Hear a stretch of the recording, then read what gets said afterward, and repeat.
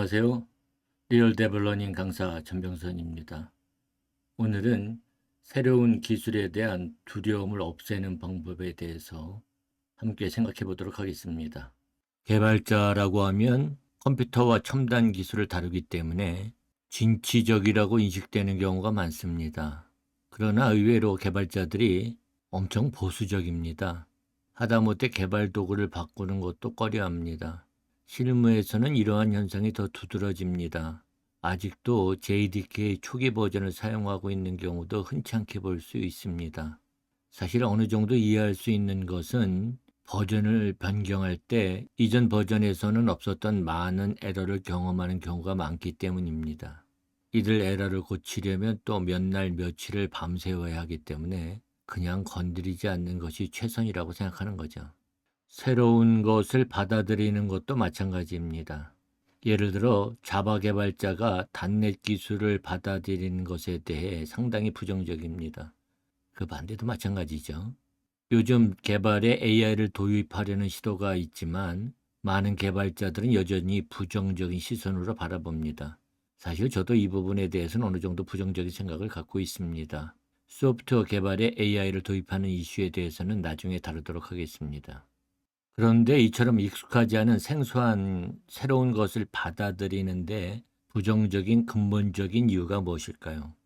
그것은 알지 못한다는 것 때문일 것입니다. 우리는 알지 못하는 것에 대해 근원적으로 두려움을 갖고 있습니다. 우리가 죽음을 두려워하는 이유도 죽음 이후에 무슨 일이 일어날지 모르기 때문이 아닐까 싶습니다. 새로운 기술을 받아들이는데 어떤 어려움이 닥칠지 예상할 수 없으니 그 두려움 때문에 아예 시도조차 하지 않는 것일 수도 있습니다. 그러면 이러한 두려움을 없애는 방법은 무엇일까요? 제 경험에 비춰보면 세 가지가 있습니다. 하나는 새로운 기술을 배우는 것이 나에게 새로운 기회를 가져다 준다고 긍정적으로 생각하는 것입니다. 어느 정도 고생은 하겠지만 그 고생이 끝나면 그 대가를 얻는다고 생각하는 것입니다. 새로운 기술 분야의 전문가가 돼서 높은 몸값을 받을 수도 있고 조직의 리더가 될 수도 있습니다. 저는 이러한 방법으로 많은 비즈니스 기회를 얻었습니다. 두려움을 없애는 두 번째 방법은 두려움의 근본적인 원인을 없애버리는 것입니다. 앞에서 두려움의 근본적인 원인은 알지 못하는 것이라고 말씀드렸습니다. 그러니까 알지 못하는 것을 없애기 위해서는 그 새로운 기술을 알면 됩니다. 말은 간단한데 진짜 그렇게 간단할까요? 의외로 간단할 수도 있습니다. 제 경험으로는 그 분야의 책을 한 권 정도 읽으면 어느 정도 이해할 수 있게 됩니다. 물론 처음에는 새로운 분야의 책을 읽으면 이해가 되지 않을 수도 있습니다. 우리가 천재가 아닌 이상 이것은 당연한 일입니다. 결코 그 책이 나빠서가 아닙니다. 우리는 아는 만큼 보고 아는 만큼 이해할 수 있습니다. 그러니 이해가 되지 않는다고 책을 탓하기보다는 또 중도에 멈추기보다는 끝까지 한 번은 읽어야 합니다. 그러면 내가 무엇을 알고 있고 무엇을 모르고 있는지 알 수 있게 됩니다.